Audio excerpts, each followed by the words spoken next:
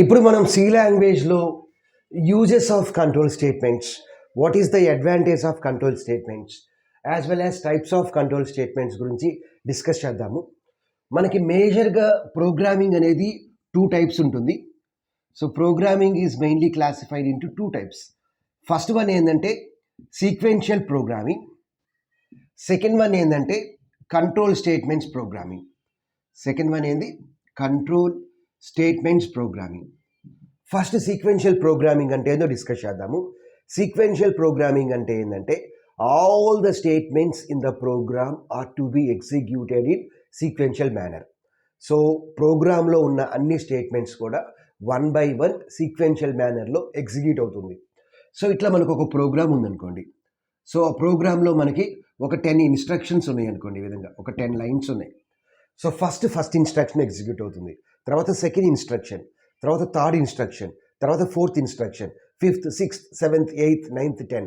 So ఆ విధంగా 1 by 1 instruction అనేది ఎగ్జిక్యూట్ అవుతుంది. ఇప్పుడు సీక్వెన్షియల్ ప్రోగ్రామింగ్ యొక్క ప్రాబ్లమ్స్ ఏందో చూద్దాము. The drawbacks of sequential programming is skipping of statements is not possible.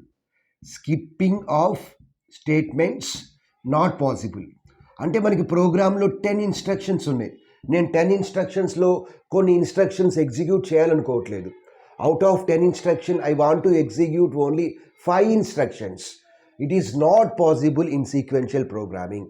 Sequential programming కనుక యూజ్ చేస్తే ప్రోగ్రాంలో ఉన్న అన్ని స్టేట్మెంట్స్ కూడా ఎగ్జిక్యూట్ అవ్వాల్సిందే. స్కిప్పింగ్ అనేది not possible. So this is the first problem. And the second problem is repetition. Repetition is not possible. Repetition of statements is not possible. అంటే 10 ఇన్స్ట్రక్షన్స్లో నేను ఒక 5 ఇన్స్ట్రక్షన్స్ని ఒక 5 టైమ్స్ ఎగ్జిక్యూట్ చేయాలి అనుకుంటున్నాను. 10 ఇన్స్ట్రక్షన్స్లో ఒక 5 ఇన్స్ట్రక్షన్స్ని 5 టైమ్స్ ఎగ్జిక్యూట్ చేయాలనుకుంటున్నాను. మోర్ దాన్ వన్స్ ఎగ్జిక్యూట్ చేయాలి అనుకుంటున్నాను. It is not possible here. Repetition of the statements is not possible. Sequential programming means we can execute all these instructions only once. ఒక్కసారి మాత్రమే execute చేయగలము. More than once మనం execute చేయలేము. In order to overcome these problems we uses the control statements. ఈ ప్రాబ్లమ్స్ని overcome చేయడం కోసమే మనం కంట్రోల్ స్టేట్మెంట్స్ యూజ్ చేస్తాము. Okay, what is the use of control statements? Control statements మనం మేజర్గా ఎందుకు యూజ్ చేస్తామంటే to transfer control from one place of the program to another place. From one place of the program to another place. So control అంటే ఏంది? ఇప్పుడు మనం C program తీసుకుంటే must and షుడ్గా main function ఉంటుంది. సో ఇనిషియల్గా control అనేది main function దగ్గర ఉంటుంది. తర్వాత లెఫ్ట్ కర్లీ బ్రేస్ ఎగ్జిక్యూట్ అవుతుంది. తర్వాత declaration part int A comma B execute అవుతుంది. సో కంట్రోల్ అంటే ఏ స్టేట్మెంట్ అయితే ఎగ్జిక్యూట్ అవుతుందో కంట్రోల్ అనేది అక్కడ ఉంటుంది. సో కంట్రోల్ స్టేట్మెంట్స్ ఎందుకు చేయొచ్చు? To transfer the control from one place of the program to another place. Suppose if condition false అయింది, అప్పుడు అది ఎల్స్ బ్లాక్ వెళ్ళింది. సో ఒక ప్లేస్ నుంచి మనం ఇంకొక ప్లేస్ని కంట్రోల్ని ట్రాన్స్ఫర్ చేయడం కోసం యూజ్ చేస్తాము. కంట్రోల్ అంటే ఏంది? ఇనిషియల్గా కంట్రోల్ సి లాంగ్వేజ్లో మెయిన్ దగ్గర ఉంటుంది. తర్వాత కంట్రోల్ లెఫ్ట్ కర్లీ బ్రేస్ దగ్గర ఉంటుంది. తర్వాత ఇంట్ ఏ దగ్గర ఉంటుంది. సో అట్లా కంట్రోల్ అనేది స్టేట్మెంట్ బై స్టేట్మెంట్ వస్తుంది. సో ఇది కంట్రోల్ స్టేట్మెంట్స్ అంటే. Next types of control statements. Control statements మనం మేజర్గా 4 టైప్స్ కింద క్లాసిఫై చేస్తాము.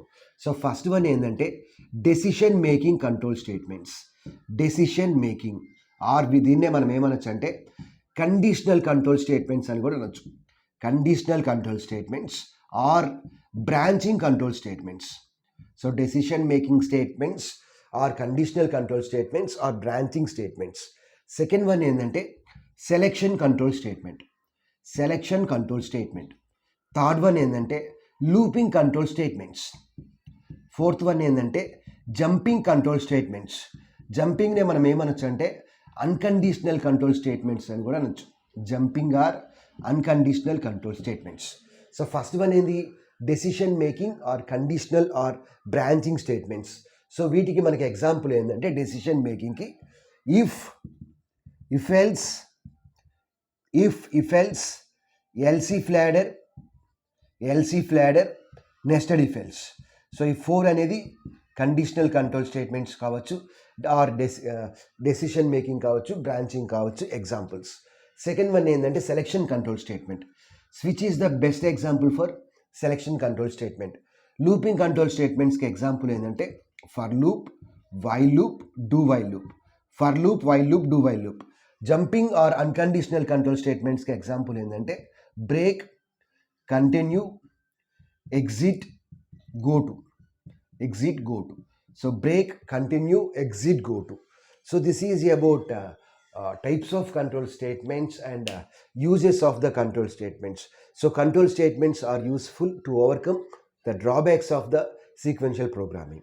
సో దీనికి సంబంధించిన నోట్స్ అనేది డిస్క్రిప్షన్లో ఇస్తాను. సో దాని నుంచి రిట్రీవ్ చేసుకొని మీరు చదువుకోవచ్చు.